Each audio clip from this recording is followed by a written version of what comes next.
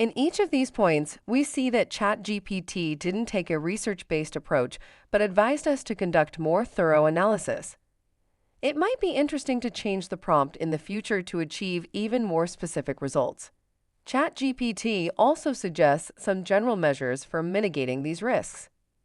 Now we've got a good overview of risks, so let's get granular. Thailand, like many Southeast Asian nations, has unique logistical challenges. Let's ask ChatGPT to focus specifically on that area. Let's pinpoint logistical risks.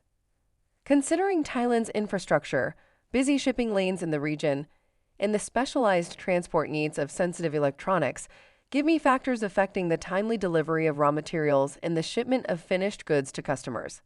Let me ask this question only to ChatGPT. Let's wait a little while for the answer.